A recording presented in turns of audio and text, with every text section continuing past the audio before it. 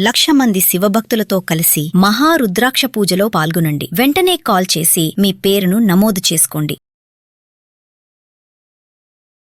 నమస్తే భారతి గారు. నమస్తే రాధా. భారతి గారు ఒక విషయం చెప్పారండి.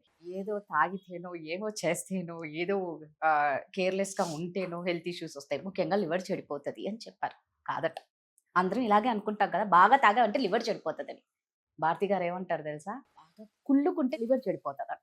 ఏంటి ఇలా అంటున్నారో ఒకసారి భారతి గారిని అడిగి తెలుసుకుందాం. ఏంటి భారతి గారు, నాకు ఆ వీడియో చూసాక లేదండి బాబోయ్, కాదు మీరు అన్నది చూసే పబ్లిక్ నేను అన్నాను అనుకుంటారు. అది నేను అనలేదు, మీరు అనలేదు, నేను చెప్పాను అంతే. మీరు అన్నది 100% కరెక్ట్ అండి. నిజంగానే మామూలుగా అందరి దృష్టి ఏంటి, రే నువ్వు మందు బాగా తాగమంటే లివర్ చెడిపోద్ది. ఈ లివర్ అనేది మనం తీసుకునే ఫుడ్ లేకపోతే మనం తీసుకునే ఏమైనా డ్రింక్స్తోనో లివర్ చెడిపోతుంది అనుకుంటాం. మీరు అన్నారు కుళ్ళుకుంటే. ఇంకా ఈ లెక్కకు వస్తే భారతి గారు 99% అందరికీ లివర్ చెడిపోవాల్సిందే పోయే ఉంటుంది, ఎల్ఎఫ్టీ చేస్తే తెలుసు కదా. ఎవరండి కుళ్ళుకొని వాళ్ళు? ఎదిరింటోళ్ళు, పక్కింటోళ్ళు, ఇంట్లో వాళ్ళు, అక్కలు, అన్నలు, తమ్ముళ్ళు, కొందరి ఇళ్లలో అమ్మలు కూడా.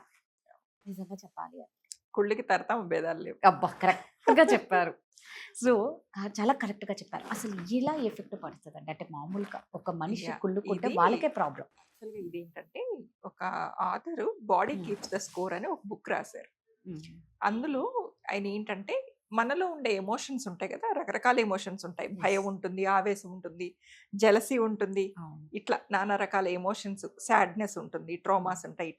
ఇలాంటి ఎమోషన్స్ అన్నిటినీ మనం ప్రాసెస్ చేసుకోవడము, లేకపోతే ఎక్స్ప్రెస్ చేసుకోవడము, అంటే వెంట అవుట్ చేయకుండా మనలోనే గనక సప్రెస్ చేసేసి ఉంచేస్తే కొంతకాలానికి ఆ ఎమోషన్స్ స్లోగా మన బాడీలో ఉండే ఆర్గన్స్ని డ్యామేజ్ చేస్తాయి అని చెప్పారు. అంటే ఏంటంటే, చాలా మంది ఆ బుక్ చదివాక ఏమనుకుంటారంటే, ఆ ఎమోషన్ డైరెక్ట్గా వెళ్ళి ఆ ఆర్గాన్ని డ్యామేజ్ చేస్తుంది అనుకుంటారు.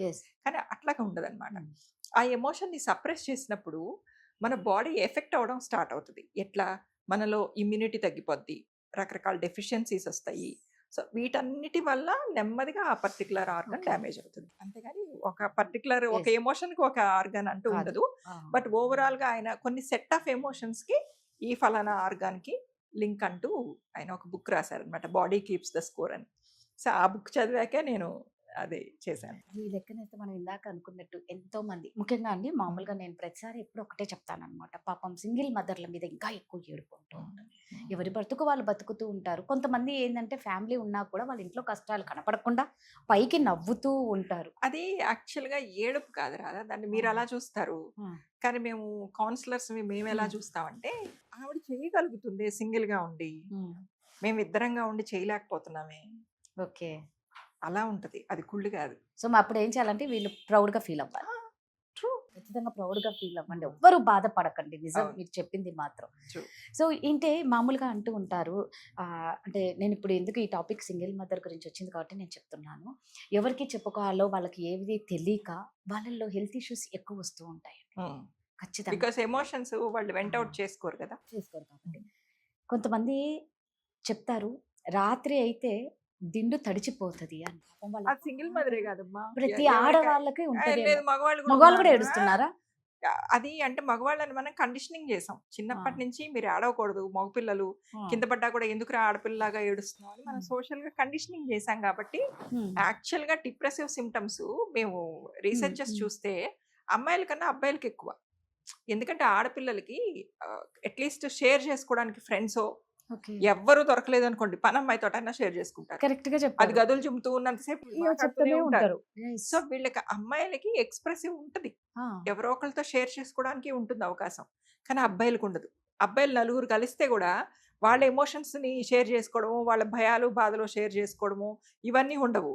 ఏంటి ఇప్పుడు ఐఫోన్ లో కొత్త మోడల్ ఏమొచ్చింది, ఇవే ఉంటాయి. ట్రంప్ కొత్త రూల్ ఏమొచ్చింది, క్రికెట్ మ్యాచ్ ఎవరు గెలిచారు, ఇవి మాట్లాడుకుంటారు. కానీ వాళ్ళ లైఫ్ గురించి మాట్లాడుకోరు. ఎందుకు అంటే వాళ్ళు కండిషనింగ్ అయిపోయి ఉన్నారు. అంటే దాని గురించి మాట్లాడుకుంటే మేము వీక్, మా ఎమోషన్స్ని మేము విత్ హోల్డ్ చేసుకోగలగాలి, అప్పుడే మగవాడు అంటారు, మేము ఏడవకూడదు అనే ఒక ఫీలింగ్ అబ్బాయిల్లో మనం క్రియేట్ చేసాం చిన్నప్పటి నుంచి. వస్తే మరి హెల్త్ ఇష్యూస్ కూడా డెఫినెట్ గా అబ్బాయిల్లో ఎక్కువే కదా మరి. కార్డియాక్ అరెస్ట్, కంపారిటివ్లీ అంటే ఈవెన్ సూసైడల్ ఇష్యూస్ కూడా అబ్బాయిల్లోనే ఎక్కువ అమ్మాయిల కన్నా. అవునా?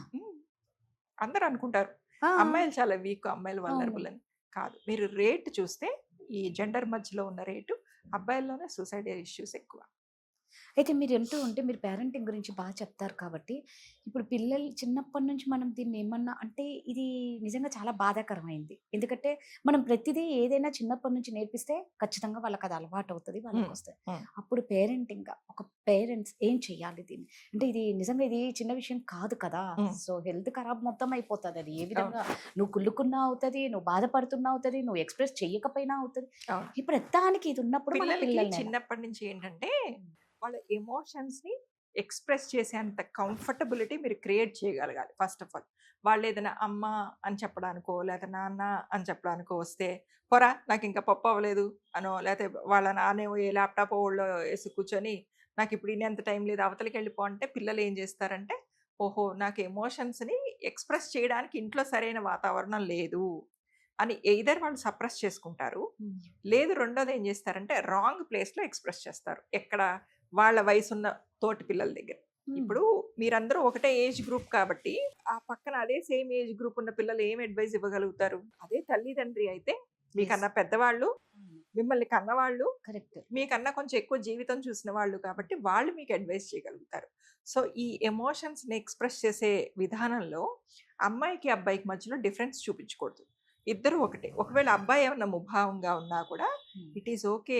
మనసులో ఏం జరుగుతుందో చెప్పు నాన్న అని తల్లి గాని, తండ్రి గాని దగ్గరకు తీసుకొని, వాడు పోనీ ఏ చెల్లి ముందో, అక్క ముందో చెప్పడానికి ఫీల్ అవుతున్నా గూడా విడిగా అయినా తీసుకెళ్ళి మాట్లాడడం. ఆ తర్వాత అక్కెట్లాగో నువ్వు కూడా అట్లాగే. అక్క చెప్తుంది కదా! నువ్వు కూడా చెప్పు. చెల్లి చెప్తుంది కదా! నువ్వు కూడా చెప్పు అని ఆ ఎమోషన్స్‌ని ఎక్స్‌ప్రెస్ చేయించటం నేర్పించాలన్నమాట. అలా జరగని పక్షంలో నేను ఇందాకన్నట్టు ఆ 'బాడీ కీప్స్ ద స్కోర్' అనే బుక్‌లో ఈ చైల్డ్ అబ్యూజెస్, ట్రామాసు ఇట్లాంటివన్నీ ఫేస్ చేసే వాళ్ళకి బ్రెయిన్ ఎఫెక్ట్ అవుతుందంట. ఆ తర్వాత విపరీతమైన కోపము, యాంగర్ ఇష్యూస్ ఉండే వాళ్ళకేమో నెక్ ఎఫెక్ట్ అవుతదంట. అండ్ ఆ తర్వాత మాట్లాడేది కూడా చాలా మంది ఊరికే అబద్ధాలు ఆడేస్తా ఉంటారు. అవును. లేకపోతే ఒక మాటకి 2 మాటలు కల్పించి కలిపి. చెప్తా ఉంటారు. వాళ్ళకి థ్రోట్ ఇష్యూస్ వస్తాయంట. అండ్ ఎప్పుడు కూడా ఒక రకమైన దిగులు, చాలా లాంగ్ స్టాండింగ్‌గా విచారం అది ఏదైనా గానివ్వండి, హ్మ్. ఎలాంటి విచారమైనా హ్మ్. మీ చైల్డ్‌హుడ్ నుంచి గనక క్యారీ చేస్తా ఉంటే హ్మ్. దానికి లంగ్స్ ఎఫెక్ట్ అవుతాయంట. అండ్ ఈ ఎమోషనల్ ఇష్యూస్ ఉంటాయి కదా! రిలేషన్‌షిప్స్‌లో బ్రేకప్స్ గానివ్వండి, మ్యారేజెస్‌లో బ్రేకప్స్, లేకపోతే పేరెంట్స్ బ్రేకప్స్ చూడడం, ఇలాంటి ఎమోషనల్ ఇష్యూస్ వల్లేమో హార్ట్ ఎఫెక్ట్ అవుతుందంట.